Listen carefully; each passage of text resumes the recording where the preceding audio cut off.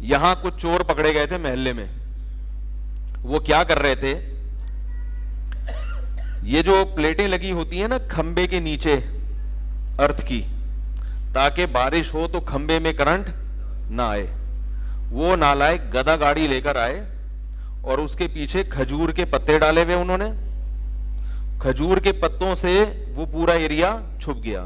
نیچے 3 بندے گئے اور کھدائی کر کے وہ کاپر کی پلیٹیں نکال رہے تھے چوری کرنے کے لیے. سمجھ میں آ رہی ہے بات؟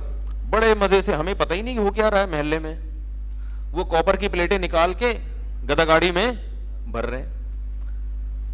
انہیں کچھ دن پہلے کسی نے پکڑا تھا, ان چوروں کو کچھ دن پہلے کسی نے یہی کام کرتے ہوئے پکڑا تھا اور طبیعت سے نہیں کوٹا تھا. مسئلہ ان کے ساتھ یہ ہوا, طبیعت سے چترول نہیں لگائے, محبت سے سمجھا کے چھوڑ دیا.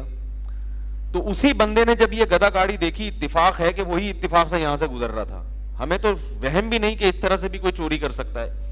اس نے جب دیکھا تو وہ میرے پاس آیا اور کہا مفتی صاحب یہ لوگ چور ہیں. اب دیکھ, میں نے کہا تو گدا گاڑی ہے, چور کہاں سے؟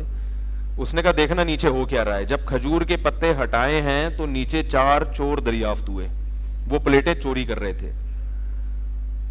تو وہ بندہ, اس نے ان کو بلایا, کیا ہوتا ہے بجلی کا جو محکمہ ہے یار, KESC والوں کو بلایا. جب تک وہ جتنا آنے میں ٹائم تھا نا, تو محلے والوں کو جمع کر کے ان کے صغیرہ اور کبیرہ گناہ الحمدللہ طبیعت سے معاف کیے, طبیعت سے. اس وقت نا کچھ لوگوں کو ترس آیا کہ یار بیچارے اصل جو ملک کے بڑے بڑے چور ہیں ان کو تو کوئی پکڑتا نہیں, یہ غریب آدمی گدا گاڑی لے کے. میں نے کہا اس کو چھوڑو, پہلے اس قسم کے لوگوں کو کیا لگاؤ. میں نے کہا وہ چھوڑ دو, یہ چھوٹے درجے کا چور ہے. یہ جو سوچ رکھنے والے لوگ ہیں نا, ان کے چترول پہلے لگنے چاہیے. اس لیے کہ آپ اس پہ ترس کھا رہے ہو جو لوگوں کی زندگیوں سے کھیل رہا ہے. او بھائی تو نے چوری کرنا ہے, مسجد سے چپل چرا لے, تو وہ بھی غلط ہے کہ شروع نہ ہو جائے. لیکن آپ چند ٹکوں کی خاطر لوگوں کی زندگی سے کھیل رہے ہو, اور کرنٹ لگے گا کسی کو, بارشیں ہوتی ہیں, کھمبے میں کرنٹ آ گیا, کوئی بچہ مر گیا, اس کی گھر میں کیا حال ہو جاتا ہے لوگوں کا. ان پہ لوگ کیا کر رہے ہیں, ترس کھا رہے ہیں اور حوالہ دے رہے ہیں کہ ملک میں بڑے بڑے چور گھوم رہے ہیں. میں نے کہا وہ ہمارے مشورے سے نہیں گھوم رہے. اگر وہ ہم سے پوچھ کے گھومتے تو ہم بھی ان کو کیا کرتے, پکڑتے, اور اگر ہمارے بس میں ہوتا تو ہم ان کو پکڑتے. تو اس لیے یہ جو ہے نا اخلاق نہیں ہے کہ آپ اس طرح کے لوگوں کے ساتھ اچھا رویہ رکھیں. یہ آج غلط پار کر رہا ہے, کل اور لوگوں کو تکلیف دے گا. ایک اور چھوٹا سا واقعہ سنا کے بس میں آگے چلتا ہوں, بیان شروع کرتا ہوں. گلستان جوہر میں ایک دفعہ میں کھڑا ہوا ہوں, تو گاڑی جب میں نے پارک کی ہے, میں جب نکلا, ریکارڈنگ وغیرہ تھی درس قرآن کی, باہر نکلا تو ایک صاحب میری گاڑی کے بالکل پیچھے گاڑی پارک کر کے, یعنی مین روڈ پہ کہیں چلے گئے. اب مجھے غصہ آیا کہ کہیں گاڑی نکالنے کی جگہ ہی نہیں ہے.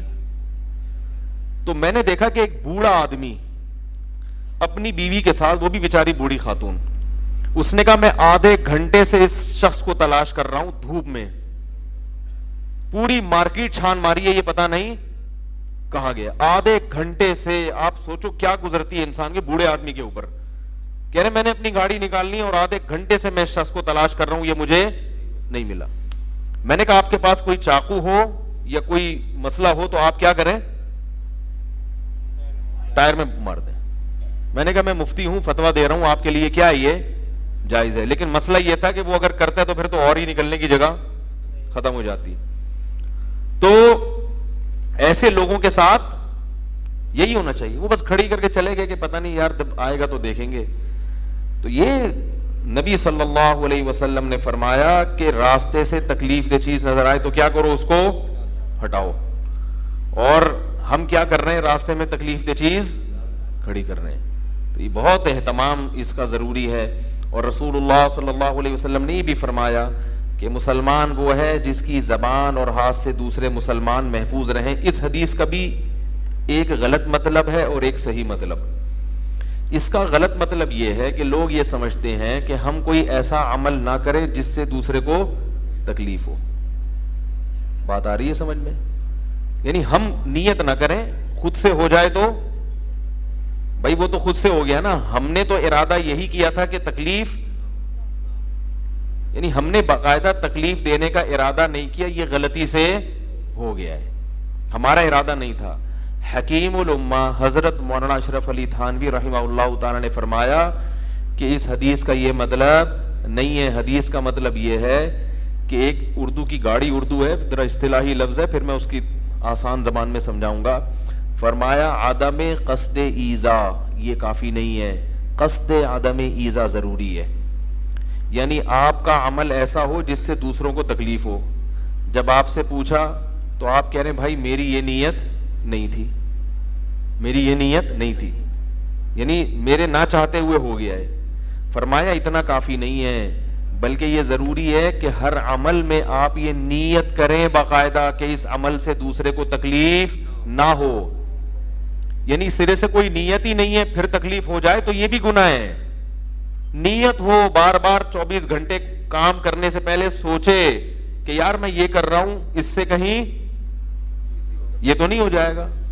اس کے جتنے پہلو ہیں نا منفی, اس پہ باقاعدہ بیٹھ کے آپ نے کیا کرنا ہے, غور کرنا ہے.